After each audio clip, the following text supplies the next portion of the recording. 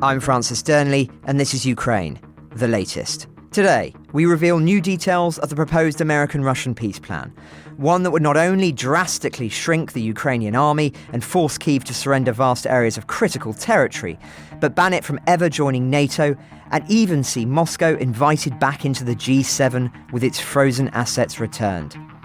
After breaking down the implications and surveying the mood in the Donbas, we bring the latest reports, again, from the occupied territories, underscoring the stark and brutal reality of life under Russian control. Bravery takes you through the most unimaginable hardships to finally reward you with victory.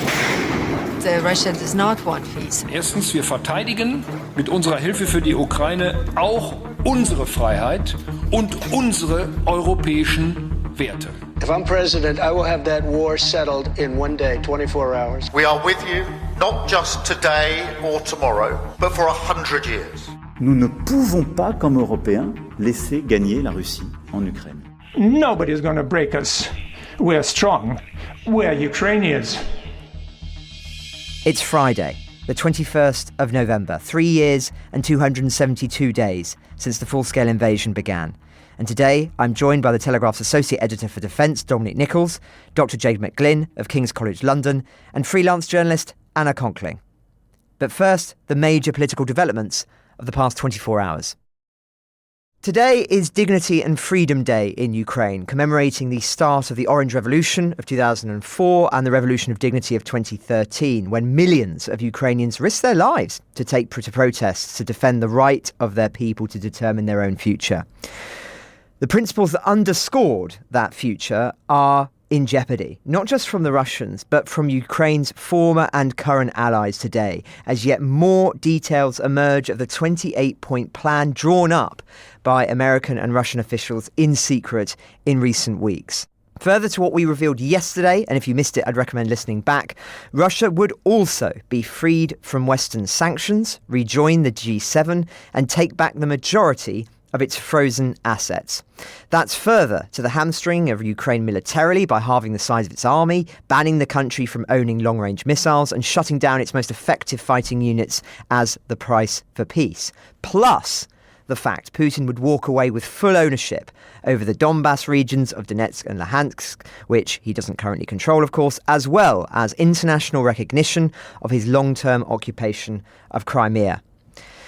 As mentioned, the Russian president would be welcomed back into the G7, making it the G8, see all Western sanctions against the country lifted, and be given an economic boost in the shape of an Arctic exploration deal with the US. It's understood Kyiv is coming under intense pressure to accept this deal. President Zelensky, clearly not feeling in a position to dismiss the deal outright, said, "Our teams, Ukraine and the US, will work on the points of the plan to end the war." But privately, the Telegraph understands Kyiv is disturbed by the silence of Ukraine's Western partners, especially Britain, for not coming out in force to condemn these proposals. British Prime Minister Sir Keir Starmer has said nothing, and contrary to previous moments such as this, the relative silence in Europe is deafening. In fact, the punchiest remarks have come from the US so far, where Don Bacon, a Republican congressman for Nebraska, said it as many of us are seeing it here. It's 1938 Munich. Russia senses opportunity, breaking its silence of yesterday and warning Kyiv to negotiate now or risk losing further Ukrainian territory. The space for freedom of decision-making is shrinking for Zelensky as territories are lost during offensive actions by the Russian army, Kremlin spokesman Dmitry Peskov said. We might expect more from Europe later. Its leaders are set to hold an urgent call about the plan very shortly. German Chancellor Friedrich Merz cancelled a planned appearance in order to join the call, which includes, we understand, Zelensky, Starmer and French President Emmanuel Macron. Now, the Telegraph has published the full 28-point plan on our website. Too long for me to read in full, but there are some key bits to draw out. 1, Ukraine's sovereignty will be confirmed. 2, a comprehensive non-aggression agreement will be concluded between Russia, Ukraine and Europe. All ambiguities, it says, of the last 30 years will be considered settled. In point 3, it is expected that Russia will not invade neighbouring countries and NATO will not expand further. It is expected, curious wording there, and note that reference to NATO expansion, a Kremlin talking point if ever there was one. In point 4, a dialogue will be held between Russia and NATO, mediated by the US, to resolve all security issues and create conditions for de-escalation in order to ensure global security and increase opportunities for cooperation and future economic development. A very revealing passage as to the American priorities. Point 5, Ukraine will receive reliable security guarantees. Again, no details, and yet when it comes to Ukraine, we suddenly get a plethora of details and restrictions. So point 6, the size of the Ukrainian armed forces will be limited to 600,000 personnel. 7, Ukraine agrees to enshrine in its constitution it will not join NATO, and NATO agrees to include in its statutes a provision Ukraine will not be admitted in the future. 8, NATO agrees not to station troops in Ukraine. 9, European fighter jets will be stationed in Poland only. That would mean the effective end of not just Ukrainian sovereignty, but the sovereignty of European defence. Then it comes into a section on US guarantees, including this line: if Russia invades Ukraine, in addition to a decisive coordinated military response, all global sanctions will be reinstated, recognition of the new territory, and all other benefits of this deal will be revoked. Point 11, Ukraine is eligible for EU membership and will receive short-term preferential access to the European market while this issue is being considered. Then it comes into the passages about reconstruction, before talking about the reintegration of Russia into the global economy. Quote, the US will enter into a long-term economic cooperation agreement for mutual development in the areas of energy, natural resources, infrastructure, AI, data centres, rare earth metal extraction projects in the Arctic, and other mutually beneficial corporate opportunities. It then goes on to the G7 invite. 14. Frozen European funds will be unfrozen. The remainder of the frozen Russian funds will be invested in a separate US-Russian investment vehicle that will implement joint projects in specific areas. This fund will be aimed at strengthening relations and increasing common interests to create a strong incentive not to return to conflict. Now, point 16 is tellingly naive. Russia will enshrine in law its policy of non-aggression towards Europe and Ukraine. 18 would be a major issue for Kyiv too. Ukraine agrees to be a non-nuclear state in accordance with the Treaty on the Non-Proliferation of Nuclear Weapons. 20 is also incredibly revealing. Ukraine will adopt EU rules on religious tolerance and the protection of linguistic minorities. Both countries will agree to abolish all discriminatory measures and guarantee the rights of Ukrainian and Russian media and education. All Nazi ideology and activities must be rejected and prohibited. In other words, Russia will need to have a say in Ukrainian education. Then we come to the territories question, as already mentioned, before a demand that Ukraine hold elections in 100 days, and this pivotal line. 26. All parties involved in this conflict will receive full amnesty for their actions during the war and agree not to make any claims or consider any complaints in the future. So, that would mean, in the week anniversary of the Nuremberg trials, that any and all war crimes carried out during the war by Russia would be voided, a truly staggering line, and one that has also been the cause of major controversy this morning, because Rustem Umerov, Ukraine's national security advisor, is rumoured to have manipulated that clause so that it didn't just include war crimes, but criminal action taken against Ukrainian officials found guilty of corruption.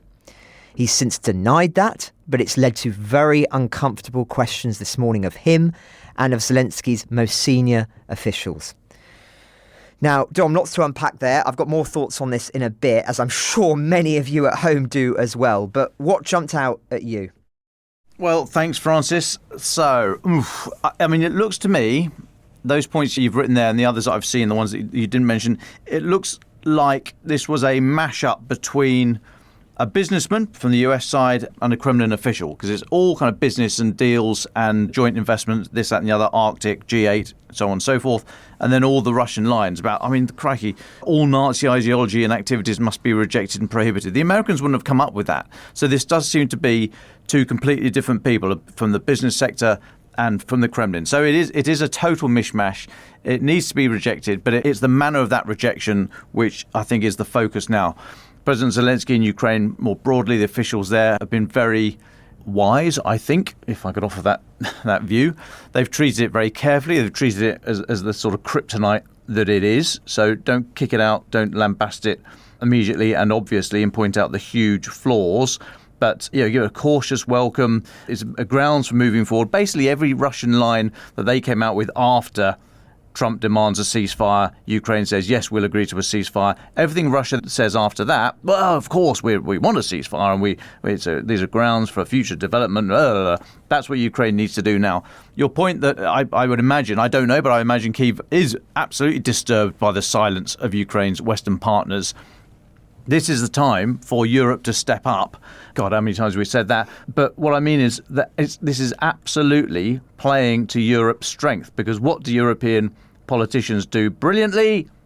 They kick cans down roads. So this is the time for Europe to step in fast, come in at a high level and play for time. Europe needs to come out strongly and say there's a lot to digest in there. We, of course, need to take time to read into it. We need to send fact-finding missions to Ukraine to see how this would work. We need to have a number of diplomatic roundtables to speak to our partners and allies. There are huge implications here for the financial, the banking sectors, the energy sector, transport. What are we going to do with the population? What about pensions? So there's a huge amount that needs to be discussed here. We can't do all this in a week, but we will set something up for the new year and then maybe have a conference in Turkey in the spring and possibly with a view to doing something in Dubai next summer. Blah, blah, blah, blah, blah. That point seven you mentioned there about Ukraine agrees to enshrine in its constitution it will not join NATO, and NATO agrees to include in its statutes a provision that Ukraine will not be admitted to NATO in the future. There again, there's a golden opportunity. There's a can. Take a good hard run up at that. You can kick that one for miles. NATO, well, we're going to have to consult all 32 members and see how we feel about this and et cetera, et cetera. So that's yet another little bit of diplomatic fudge that can be chucked in here. And then this idea that there's, in the event of any future Russian aggression, perish the thought, that's never going to happen. This idea that there'll be a decisive, coordinated military response. Well, of course, it's going to take time to work out what this coordinated military response would be. So we're not going to make any rash decisions. It's going to take a long time to get into the details of all this. So what I'm saying is there's golden opportunity here for Europe. If you're not going to step up militarily with a coalition of the willing, and you're not going to grab the frozen Russian assets in Belgium, this is what you've been designed for, fellas. This is the EU and Britain. This is your moment. This is your absolute golden opportunity to do what you do best, which is get that can, look down the far end of the road, pick a target and take a swing. Thanks, Dom. I hear you from the realpolitik, pragmatic perspective, given the risks of upsetting the Americans for both Kyiv and its allies. But there'll be many appalled that Europe is not dismissing this outright and calling it what it is, a shameful deal which would reward Russia's illegal, and many would argue genocidal, war. After all, as our Brussels correspondent Joe Barnes writes, many of the strategy's 28 points are not only non-starters for Kyiv, but also entirely unpalatable for NATO and the EU. It effectively promises to rewrite NATO's founding treaty and flies in the face of Article 10, stating that member states can invite whomever they like if they meet the principles of the treaty and contribute to the security of the area. Other insights I thought were worth feeding in. Michael Weiss of The Insider draws attention to the timescale here.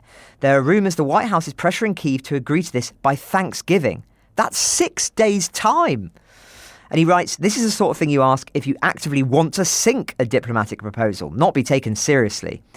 He goes on, I'm reading this as Dmitriev and Witkoff racing to lock this in place before it can be assessed, litigated or scrutinised by Congress, policy planners and NATO. That's wise of them, because the agreement is a weapons-grade turd, wildly unrealistic in content, and the time frame is just satire. Rubio briefing the Europeans on what they're already reading. Utter shambles. Another important point by Ruth Diamond, senior lecturer at the Department of War Studies at King's College London.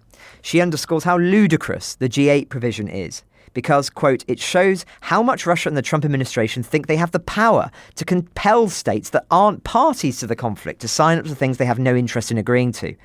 That clause also gives more weight to the idea that Trump's fixation on letting Russia back into the G7 comes from repeated conversations about it with Putin. And just lastly, another interesting point from Tatiana Stanovaya, Senior Fellow at the Carnegie Russia-Eurasia Center, drawing attention to the issues in the deal for Moscow, counterintuitive as that may be. The plan takes Russian demands into account, she says, but Russia would not articulate them in this manner, which makes it difficult to imagine real involvement of Russian diplomats in drafting it. Second, although the concessions to Russia appear substantial, the plan would also require Moscow to abandon some of its earlier conditions, for example, the more radical reduction of Ukraine's armed forces or parts of the political reform package. The wording itself may represent a problem for Moscow too, as it reflects what Russia would see as unbacked promises requiring extensive Western commitments. I'm not suggesting Putin would reject the plan outright, she says, but he would almost certainly insist on a scrupulous work on formulations and on putting every commitment down on paper in detailed form. Now, if that analysis is true, it would suggest the Kremlin also knows this is a non-starter. But because of the political damage it does to the Ukrainians, they're more than happy to go along with it. But that's enough about the plan for now. We'll come to the military updates in a moment. But first, over to freelance journalist Anna Conkling, who's just been in the Donbas, so the very territories which will be handed over to Moscow as part of this deal. Anna, welcome back. What are people there saying at the moment? Yeah, thanks for having me. I'm actually in Kyiv right now. I got back maybe a few days ago, but from the moment I stepped foot back into Kyiv on last maybe 9 days ago, there was a complete blackout in Kyiv for more than 24 hours. I barely had any electricity to charge my phone or, even just pulling up my suitcase up the escalator at the Airbnb I was staying at. And then when I got to Kharkiv in eastern Ukraine last Monday, there was electricity in Kharkiv, which was surprising that it was different than what was happening in Kyiv. But I went to Donbas overnight on Thursday and Friday. I was in Slavyansk and Kramatorsk, which are the last two cities in the Donbas region that Ukraine is in control of, because Russia controls about 70 to 75% of the Donbas region right now.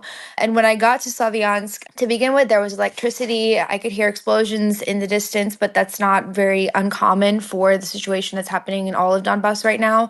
And there was electricity and I was able to work, and I was speaking with people about how they're feeling that Ukraine only has these two cities left, if they're scared that Russians are going to be approaching soon to their homes. And the people that I was speaking with that were younger, they were saying things like, I'm waiting here for hopefully the next 6 months to at least enjoy my home while I still have it, but I'm planning on moving to Kyiv or to Lviv or maybe seeking refuge in Europe. But the people that I was speaking with that were older, the ones that are pensioners around 70 and 80, a lot of them were saying that they don't have anywhere else to go. Some of them are invalid and they don't have any money. I was speaking with one woman who was maybe 85, and she told me, I was born during the war, meaning World War II, and I think I'll die during a war.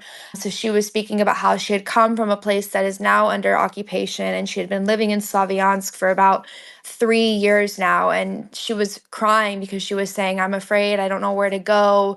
I'm afraid that Russians are going to come here again, and I'm very hopeful that Ukraine will stay in control of Slavyansk. And then later in the day, I went to a coffee shop to meet with a soldier who's stationed nearby, and right when I got to the coffee shop, that's when the blackout in Slavyansk started. And for the next 24 hours, there was a complete blackout in Slavyansk and in Kramatorsk. There was no electricity, which made it hard to drive down the streets of Slavyansk at night because there's not a lot of stop signs and there's a lot of soldiers and a lot of traffic going on there. And there was no water in the hotel room that I was staying at in Slavyansk. I woke up early in the morning on Friday and I went to Kramatorsk, and there was again no electricity, and I was speaking with some people that were saying that they don't have any heat in their apartments right now, and it was freezing and there was no water. And I heard from a journalist after I left Kramatorsk that there was still no electricity in Kramatorsk and in Slavyansk. And the people that I spoke with, for them, electricity outages are normal for them, but they were saying what they're really afraid of is not having any heating right now. And some of the mothers that I was speaking with in Kramatorsk were saying that they're preparing to move their families out of Kramatorsk, but just about a week before I was there, the Kramatorsk train station was closed down, which is the last train station in Donbas that was working. And so a lot of these women that I was speaking with, they didn't have cars. And they were saying that we would have relied on the trains to leave, but now we can't, which means we have to take buses to places that are safer. But driving through Donbas is very dangerous right now. There's a lot of FPV zones for Russian drones that are just targeting really anything that drives down the street that they can see. So these families, one of the mothers I was speaking with had a newborn baby, and she was saying, we have no other choice but to leave under this FPV zones, and we're terrified, but we're hoping to leave early in the morning, which she said is safer, and moving on to a suburban area of Kyiv, which I know, and I know that it's also dangerous, that there's often attacks in this area. And I said, aren't you afraid, though, to go to this place because there's also attacks there? And she said, anywhere is better than Donbas right now. So people are very desperate to get out of Donbas, but people don't really know where to go. And the people who are remaining really have no money or really anywhere else to go. Anna, thanks so much for your insights on the situation there in the Donbas. It's much appreciated. Of course, a big day today. And so I'm going to go to Dom now for the latest on the military updates. Yeah, thanks, Francis. Despite the publication of that peace plan that we started with today, Moscow shows no signs of stopping its relentless attack on Ukrainian civilians. A Russian strike in Zaporizhia late last night killed at least 5 people, injured 3 more. That comes from regional governor Ivan Fedorov. He said Russian forces used glide bombs there, causing extensive damage to civilian infrastructure, including at least 5 high-rise apartment buildings. The National Police said a bomb was dropped in the middle of a market. Police, rescuers and medical personnel have all been working at the scene of the attack this morning. Now, 16 people are still missing after the Russian attack on Ternopil on Wednesday. Authorities say so far there have been 31 people killed in that attack, including 3 children, and 94 others injured, among them 18 children. Those stats come from Ukraine's emergency service. Today, there have been waves of drones fired at Odessa this morning, and that's after 106 of 135 drones were shot down by Ukrainian forces last night. Now, Ukraine's General Staff said today they denied claims made yesterday by the head of the Russian army, General Valery Gerasimov, that Russian forces have captured the city of Kupiansk in eastern Kharkiv Oblast. Ukrainian officials called the suggestions cheap provocations. In a statement, the General Staff said Kupiansk remains under the control of Ukraine's defence forces. Counter-sabotage operations and special search and destroy actions against enemy reconnaissance and sabotage groups that infiltrated the city are ongoing in and around Kupiansk. The leadership of the terrorist state continues to produce cheap informational provocations. Now, Russian forces have been attacking northeast and southeast of Kupiansk in recent days. Ukraine has been counter-attacking and seemed to be, if not pushing back very far, at least holding the line and have made some gains there. The commander of the Ukrainian drone regiment operating in the vicinity of Kupiansk said yesterday that Ukrainian forces had cut off Russian infiltration routes into the town from the north and cleared the northwestern outskirts. The Institute for the Study of War are saying that Russian mill bloggers have been complaining for a couple of days now that the situation on the ground in Kupiansk is very different from how Russian officials and the Russian media are portraying it. The mill bloggers say there is no footage objectively demonstrating that Russian forces still maintain positions in the town, and they note that false claims of advance are a persistent problem in reports coming from Kupiansk. One of the mill bloggers said communications from Russia's 1st Guards Tank Army in Kupiansk is inconsistent, one-sided and unconfirmed. So not all well in the mill blogger community. Elsewhere across Ukraine, very slight movement west in vicinity of sort of Zaporizhia Oblast and Dnipropetrovsk, that border area there, but not a lot of other movement. Into Russia, and I think 9 Russian airports were closed because of drones early this morning, including, for the first time, the Kotlas airport in the northern Arkhangelsk region. That is, well, go to St. Petersburg, which is like miles away. Just stop me if I'm getting too specific. St. Petersburg, then go another 1,000 kilometres northeast from there, and that's when you get to this airport. A couple more for me. There's an interesting article by David Hamblin in Forbes out at the moment titled How Spoofing is Diverting Russian Missiles into Empty Fields. The article says that electronic warfare interference with Russia's Kinzhal hypersonic missiles is sending them off course.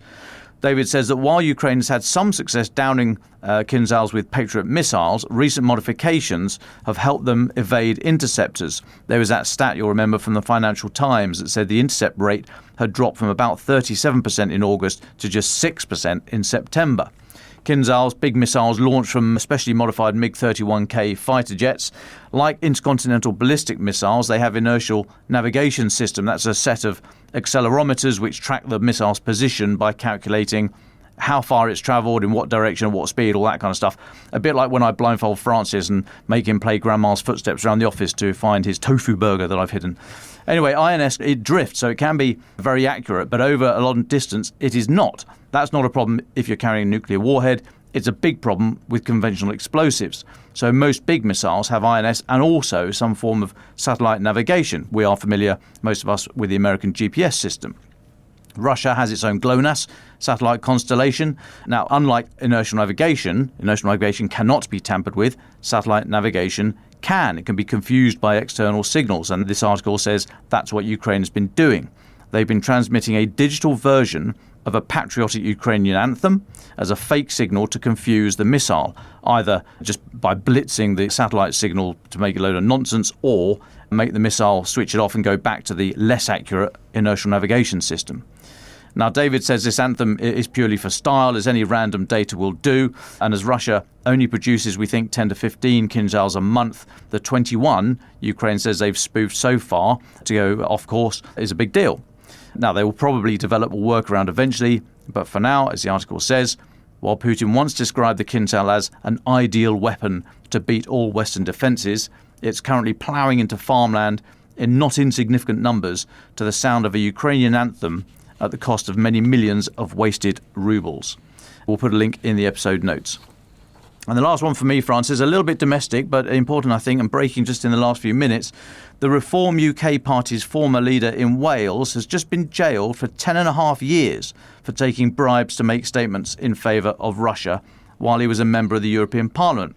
So this is Nathan Gill. He was an MEP for 6 years. He pleaded guilty in September to 8 counts of bribery spanning from December 2018 to July 2019, for which he was paid thousands of pounds to give TV interviews in favour of a key ally of Vladimir Putin and make speeches in the European Parliament. He arrived at the Old Bailey this morning for his sentences, where crowds were shouting at him, "What about Farage?" referencing Reform UK's leader Nigel Farage. Nathan Gill is no longer a member of Reform, we should say, and Nigel Farage has said he had no knowledge of Gill's shameful activities, his words.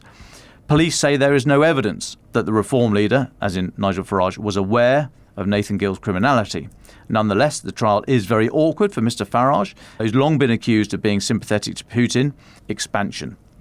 So that's the breaking news there. 10.5 years. I mean, he pleaded guilty. Still got 10.5 years. That's some big potatoes. Well, thanks very much, Dom. Let's turn to our regular segment now with Dr. Jade McGlynn on the occupied territories. It feels particularly appropriate given all of these conversations at the moment about handing over territory to Moscow. What does that actually mean in practice? Well, Jade, it's great to have you back on the podcast as ever. We've got our regular segment dedicated to the occupied territories to talk through in a moment. But first of all, I think it would be remiss not for us to reflect just for a few minutes on the developments of the last 48 hours or so. We have just seen the publication of this 28-point plan. What are your reflections on it? Is it a non-starter? Thank you, and as always, very happy to be back. In terms of the 28-point plan, I think the most obvious point is for anybody who's interested in Ukrainian and European security, it's an upsetting read. In terms of whether or not it's a non-starter, well, ultimately, we can only think about the things that we can influence, and I think that Europe's complete refusal to take agency over this war has led to a situation where Europe is being presented with a plan where the security of our continent is guaranteed by Russia making promises enshrined in Russian law, which I think was point 16, and some of them I didn't chuckle at all. They were quite grim, which brings me on to my next point, which is also about the behaviour of those in power in Kyiv, particularly around the office of the president, and the fact that they act as if they have total impunity for some of the things that they get up to. There has obviously been messaging coming out from pretty serious people in Kyiv and in the US with very serious allegations about the former defence minister, currently head of the National Security and Defence Council, having asked for one of the clauses to be changed. He has denied that. But the argument is that he has asked for that to be changed from Ukraine having to provide a full audit of the support it's received to something about amnesty for war crimes for both sides. And I think that is one of the most difficult elements. In terms of whether or not it's a non-starter, to answer the question, I don't think that this is the moment that we fall into the abyss. That's just my sense. I could be wrong. Only fools make predictions. But every time that Europe doesn't do anything, and every time that Ukrainian politicians and kind of officials, many of whom are unelected but have huge amounts of power, continue to behave like this and to destroy the morale of Ukrainians, particularly those Ukrainians who are fighting, we edge ever closer to the abyss. And Europe doesn't have a solution for the security of its own continent, which, Ukraine is pretty much the only security guarantee we've got. It's the only army that knows how to fight a war, that's able to make the technology and adapt and innovate, and just has the entire approach that's needed. So it might not be this deal, but unless we, being Europeans, including Ukraine and Britain in that, change something, then nothing will change. And I think that in terms of what I would love to see Europe do, I'm not saying this is what I expect them to do, but what I would love to see European leaders do. And if we start with Ukraine, I think that it's pretty obvious. The Ukrainian people want to see some people gone, and I also think that those people should be gone, especially unelected people. We're talking about Mr. Yermak, who's the head of the Office of the President, who seems to be behind rather a lot of allegations. And of course, the Commander-in-Chief, just come back from East Ukraine. Commander-in-Chief is Syrskyi, and it's outright impossible, even among enthusiasts of men who can do a lot of push-ups, as General Syrskyi apparently can, to find anybody with anything positive, and indeed not violently negative, to say about him. I think that if we think about Britain, we send money, and I think if there are serious allegations that money is being creamed off and not sent to the defenders who so urgently need it, then I think we have every right to be much more involved and to be much more demanding in terms of what is done. It's our money, and it's for Ukrainians. The British people and other European people pay that money to help Ukrainians who are fighting. We have every right, and I think that more broadly, Europe needs to put skin in the game to defend Ukraine. Deterrence only works if people think you're serious. I don't see any reason why Russia should take us seriously.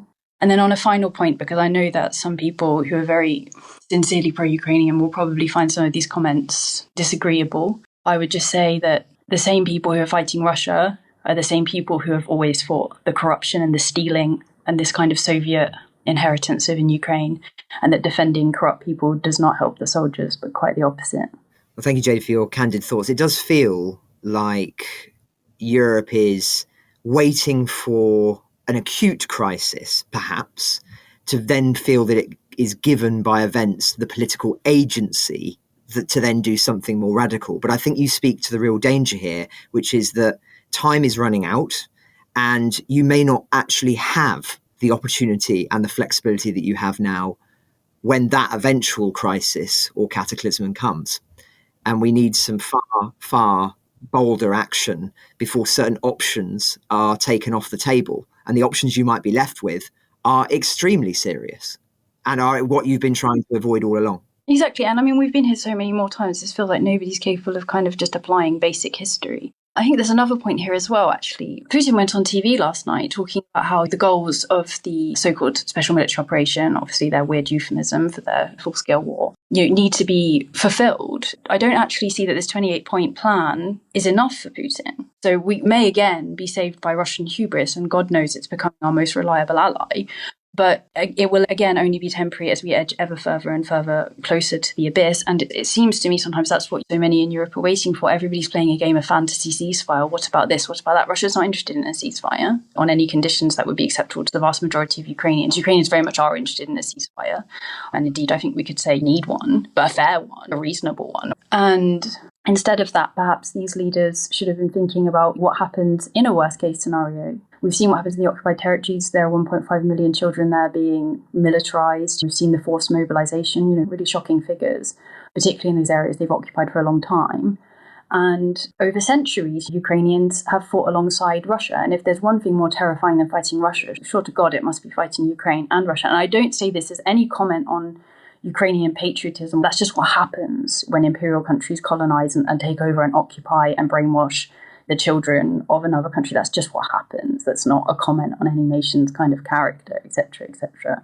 So we're in, for bluntly, really terrifying times, because it feels like not all, definitely not all, but too many of our leaders, of our decision makers, are either distracted by self-interest or just completely, even with the best will in the world, just completely not intellectually competent to understand the threat that we face, or if they can understand it, to take the really, frankly, to be fair to them, quite terrifying decisions that need to be made. And, you know, I don't have to take those decisions. It's very well for me to sit here and say, X, Y, Z, I have to take these decisions. I do have a lot of sympathy, but not taking a decision is also a decision at this point. Absolutely. And I know we've talked to Jade before about the problems of the fact that you've got a kind of perfect storm of skepticism amongst many governing elites, military types from Iraq and Afghanistan, as well as those who came of age with the collapse of the Soviet Union and certain assumptions about what world that would bring, as well as the younger generation, shall we say, our generation and below, who were the children of Fukuyama and were sort of encouraged to see the world as coming together and wars being much, much less likely, and certainly not seeing kind of Russia as a great threat on the European continent. So, as you say, we're intellectually ill-equipped for the moment with all of the key quadrants of those governing certain Western societies seemingly not in the place that they need to be for the threat of the world we're actually in, rather than the one that they knew. Yes, I think that's exactly it. I think it's just the world has changed, and I've written about it before. I wrote about it last year, actually, and we've discussed it, Francis, you know, about this idea of a kind of a teleological liberalism that's very similar to Marxism in that sense of, well, I understand how history works and therefore I can predict what's going to happen next. And if I just have this correct understanding or reading of history, then essentially I understand where the path of humanity goes towards. And that somehow has blinded us to the fact that liberalism is an ideology. It's a way of viewing the world and of kind of organising one's affairs and relationships within society that we in the West have broadly signed up to. I think we can see that there's a bit of a backlash. Maybe not everybody feels very happy with certain aspects of it, and that's a completely different topic and not really one for me to get into. But that's something that we do. But that's unusual. I mean, most people have different moral foundations. Most people don't choose to live by that. But for some reason, arguing that is seen as somehow belittling them, or arguing as if like human rights aren't universal norms. Well, look, from my point of view, where I stand subjectively, obviously I would love if human rights were universal norms, but they're not in large parts of the globe, you know, or human rights as I understand them, again, from my liberal Western perspective. And I think there's just this real, frankly, quite shocking failure to understand that actually people in entirely different socioeconomic, cultural and historical and geographical contexts think differently from us. And therefore, certain things that might work on us might not work on them. And I think that comes back to the issue of why there is such a deep misunderstanding of Russia, why you can still speak to officials who'll say, oh, but at some point, all the number of deaths will get too much. And it sounds very dark or macabre, but sometimes I just want to burst out laughing. So I'm just like, no, it just won't. And there's no evidence to support the assertion that it would. Well, a bit of a tangent, but I think hopefully an interesting one. But let's go then into the occupied territories segment today, and we'll get to the regular updates of what's taken place in the last fortnight or so in a moment. But first of all, perhaps you talk about a particular subject that I know Adelaide touched on last time, which is communication with people in the occupied territories. Mm-hmm. Yeah, so essentially the question is about like, how do you communicate?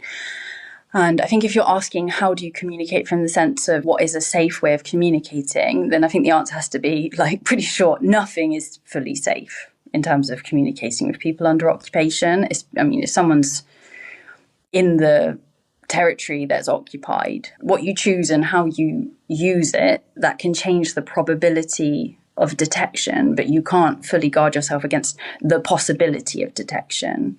Why? Because the mobile networks, the ISPs, they're controlled, they're heavily monitored, traffic is routed through Russian infrastructure. You know, it's one of the first things the Russians do when they come in to occupy a place. You have the SORM-style interceptions, that's an FSB program, which essentially means that they can access like all of the metadata, the information about who you're calling, who's calling you, the size of your messages, i.e. to see if you're sending videos or photos, even on encrypted devices. But if it's unencrypted, like for example, Telegram, then they can also see the content of the message. And this is one of the reasons why in a lot of parts of the occupied territories you have phone checks, etc. And if you have signal on your phone, that is probably not going to end well for you. They even block Telegram. Obviously, they're trying to push everybody onto this stupid Max app, which is very convenient because it has access to all of the government services. And you know how it is. Like, we've all been there. Like, oh, I don't really like this. You know, I don't like what I've read about so-and-so, but it's just so convenient that you end up doing it anyway. You know, people can be searched on the street. Essentially, they have to stop and search for everybody. People can be forced to unlock devices or accounts.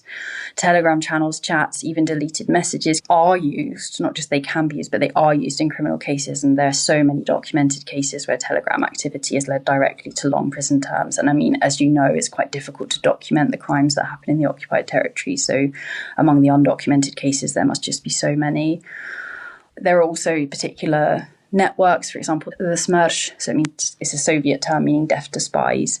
It's like a Telegram network where they actively search out people who are on Telegram who might have liked a post that's pro-Ukrainian or put up a picture of themselves with something that symbolises their pro-Ukrainian stance. They find them and they send the information over, obviously, to FSB, counterintelligence, as well as publicly. And so nothing is safe. But obviously people still need to communicate with people in the occupied territories. And we know that lots of people from the occupied territories do send over coordinates. So what do people use? Broadly, if you had a phone that was from a certain area, then I guess you could use Signal. But even that now is becoming more difficult because in order to buy a SIM card, you have to be filmed buying the SIM card. You've always needed a passport in Russia and, of course, in Russian occupied territories. So most people don't use Signal. There are some other apps that you can use. But again, we're probably talking about professional people here. And for obvious reasons, I won't go into what more professional types of people might use for their communications. Because first of all, there's a lot of that I don't know and don't particularly want to know. The less you know, the better you sleep, as the Soviets always said. But also because it's operational security. Most of what people use is Telegram. So there is something on Telegram that's a secret chat that is encrypted and you can send information that way. Of course, you still have your caches and your cookies. In general, what we're seeing is, you know, people try to go back to analog ways or to send messages that are written, I suppose, in Aesopian language, but not where it's very obviously a code, but just where it's obviously something that needs to be deciphered, but using specific code words that might be quite specific to that friendship group. Everyone has in-jokes in friendship groups, you know, things like that. These sorts of kind of intelligent human ways of finding ways to... Something British people, I think, are very good at, getting information across without actually saying what you want to say. So hopefully that won't be a skill we need to use in these conditions, but this is something to think about in the resilience bank. The secret chat is preferred. Obviously, there are default chats. They're not end-to-end encrypted. They're stored on Telegram servers. We all know the very strong allegations about the FSB having a backdoor should they want one. They're unlikely to want to use it should they want one to Telegram. They're unlikely to want to use it all of the time. It's not completely, my understanding is that Telegram is not secure, but it's not as if Telegram is sitting in the Lubyanka sharing all of the information they get. It's somewhere a bit in between. But Russian security services have used Telegram content, including deleted messages, deleted subscriptions, subscription in the sense of X or Twitter, where you've signed up, you're following a particular channel, as evidence in cases in both Russia and the occupied territories. But it's still used because it's convenient. To be honest with you, I'm often quite terrified by how many people in Ukraine still use it, but obviously they can use Signal and Viber as well. And I know General Budanov has come out on more than one occasion to sort of plead with the Ukrainian people to please stop using Telegram. Alas, so far, it's had an impact, but not the scale that one would wish for. I think the big thing to think about Telegram is a lot of people use Telegram bots to send information. And there are different ways. None of the ways are safe to use a Telegram bot. But if you're not somebody who already has connections, let's say to knowing who the resistance is, and you wanted to send coordinates, you may be following a Telegram channel and see that it has a bot. In general, it should just be information. The least unsafe, I definitely don't want to say the safest, the least unsafe way is if you, in the occupied territories, and again, this is very strongly not advisable, you just send the information and it doesn't become a sort of conversation, and it's ideally a bit of an anonymous bot, one that the FSB wouldn't already be tracking. if it's a more well-known bot, then they're probably tracking it on a channel with like several thousands of subscribers or whatever. And also, if it becomes a chat, then it's much more dangerous. And especially if you're having to upload, let's say, photos or anything that might... I mean, it's also dangerous. It almost feels silly of differentiating between the types, but anything that you might upload that would identify you, though, of course, they can identify you via your phone and your number and your Telegram account anyway. But as a general rule, if it's just sending it one-off to a random bot, you're probably less likely to come up on their radar. If it's a bot that's much more well known just because of the number of subscribers or for whatever reason, or because somebody has been caught sending information to that bot before, and it involves like a conversation, a back and forth, or uploading lots of things, evidently that is more dangerous. I think that's probably clear anyway. So a very difficult situation in terms of communication. Is going to get even worse with the roll of the Max app. Of course, there are ways to make it safer, having a second phone. And in general, that will be advised by anybody who's putting out information about sending useful insights to bots and using VPNs. It's still very possible to have VPNs. How they function differs a little bit according to the region. I know that in occupied Zaporizhia, there's a lot of trouble with VPNs at the moment. In other parts, like in Luhansk, they seem to operate with much less trouble, according to sort of people I've been speaking to just in this last week. But VPNs is always the clever option. So there are measures that can be taken, and for professionals, they do have some quite clever, often clever, not in the sense of, technological sophistication, though there are elements of that, but often just clever in the sense of imaginative, typical Ukrainian creative lateral thinking, finding ways around the problem. But for ordinary people, and a lot of people sending these coordinates are middle-aged housewives who are sending information. It's a much more fraught landscape, unfortunately, and I'm not really sure there's a way around it. Well, thank you for that very insightful and comprehensive answer, and I'm sure many people will be fascinated to learn, because it's as you say, it's nuanced. It's not as simple as one might assume at first glance. But let's jump in then to the updates that we've had in terms of resistance activity the last couple of weeks, Jade.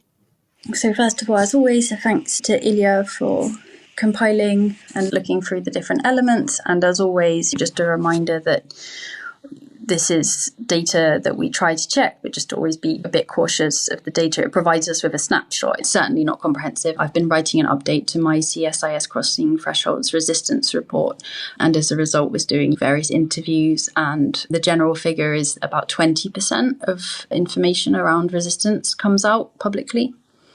So very much not comprehensive. And of course, a space in which there are incredible amounts of information, operations, etc., etc. So just to see this as a snapshot to understand broadly what is happening in terms of resistance, what are the types of operations they're up to, etc.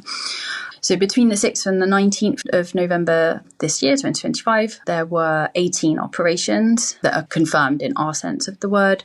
The occupied south, which is in keeping with general trends, is demonstrating the most what we'll call kinetic activity, and disruptions to railways and low-cost destruction of transport remain a priority. So on the 9th of November in occupied Crimea, there was rail sabotage that stopped train movements around Simferopol. So pretty classic kind of logistics denial method that I imagine listeners are very familiar with now. In Zaporizhia on the 16th in Novobohdanivka, which is around the Melitopol area. So if you have Mariupol along the sea and then you keep on going further west, you get to Melitopol. There was again a burning of a railway relay cabinet, so that halted some of the military trains on this section. And we've seen huge Russian build-ups in the direction of Polohi and Gulyai-Pole. And unfortunately, last week also there were reports that the Russians managed to make quite significant temporary gains in that direction. I think many of those gaps were since filled and the Russians were pushed back or destroyed, those groups that had got through. But it does speak to some of the incredible pressure that the Ukrainian soldiers out in and around the Zaporizhia front lines are facing, and the importance again of these resistance actions. In Donetsk region, on the 11th of November, there was arson and destruction of Russian equipment. So another kind of quick anti-transport attack. And on the 13th of November in Makiivka, there was arson in a house used by Russian personnel. So a slightly different type of attack. That's kind of a more punitive intimidation action that shows that there's accountability to occupiers and sometimes to collaborators. That's how they understand it, in any case, the resistance. In Kherson region, in Holobristan, they burned a Russian officer's car, which again sort of falls under that effort of intimidating, showing that the resistance are watching. There were a couple of actions as well that took place in the south of the occupied territories, but since the first source chose not to specify exactly where it was, we're also choosing not to specify exactly where it was. So it's in occupied Zaporizhia and Kherson, in those regions, but we won't give the exact location. And it was the Srok group who blew up an occupier's vehicle, and then on the 9th of November and on the 16th of November used a mine kind of IED. So it felt like a bit of a throwback from the insurrections in the Middle East against a buhanka, which is kind of like a Russian truck used by Russian troops. Again, routine kind of route denial with a low signature. There was an interesting non-violent resistance in Mariupol on the 16th of November as well, where local underground agents managed to gain control of digital outdoor billboards for a brief time, and they ran a limited kind of test mode intrusion, so accessing the billboard management system, often via the kind of vendor cloud account or the central content server, and then you push a kind of benign payload or whatever, and you hand back control before the system owner notices. And interestingly, I mean, they weren't trying to do spectacle. They weren't putting across loads of, here are a load of Ukrainian flags, or like we're waiting, or this sort of more info or propaganda style messaging that used to be typical from the Ukrainian side. I think here it was much more pointed that the goal here was not spectacle. It was about proving capability on the part of the resistance, showing that credentials and access routes work, and also showing the occupiers that the resistance is there and that they're serious. Well, thank you, Jade. As ever, just underscores whatever the political machinations may be week by week, the war continues, the resistance activities continue, and of course the horror endured in the occupied territory continues. So we'll see you in a couple of weeks' time. But thank you, as ever, for your efforts and for Ilya's too.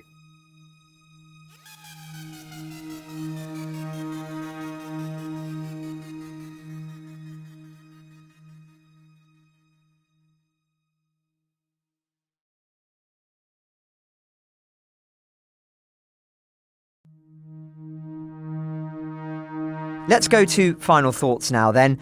We hope to put a bonus episode out over the weekend, so do please keep an eye out for that. But on a gloomy day in terms of both the weather here in London and the global headlines, you want to end with something a little bit lighter, Dom. I want to start with Snowballgate. Snowballgate rumbles on. Thank you to Kate in Canada, who sent me a message, who says she was amused to hear us reference the snowball incident at the Russian embassy in Ottawa in Canada earlier this week. So Kate's informal group has been protesting outside the Russian embassy in Ottawa since the start of the full-scale invasion, as she says, peacefully, lawfully, and most of all with creativity and verve. Well, last week, one of the protesters got a little enthusiastic with the new snow and threw a snowball at the Russian embassy, which triggered a call to the police by the Russians. Kate says the embassy staff had filmed them and would have seen the culprit make the snowball and throw it, and therefore obviously it was not an explosive device. Kate says they've been observing us for years and know our methods, but will use any excuse to notify the police. They are such victims. But their behaviour sometimes gives us juicy content to post online and make fun of them.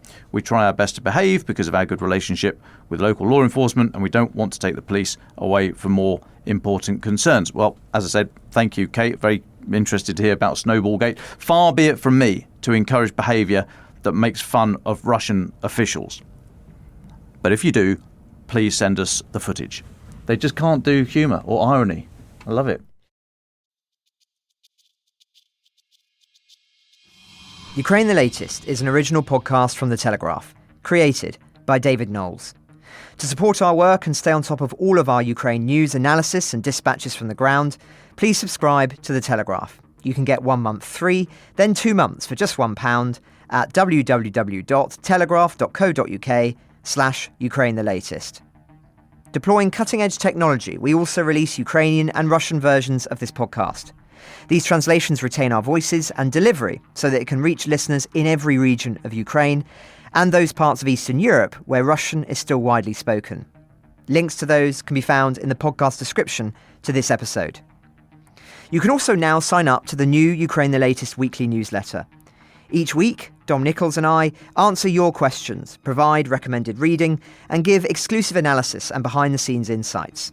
plus maps of the front lines and diagrams of weapons to complement our daily reporting. It's free for everyone, including non-subscribers. You can find the link to sign up in the descriptions for this episode. We regularly have a Ukraine Live blog on our website, where you can follow updates as they come in throughout the day, including insights from regular contributors to this podcast.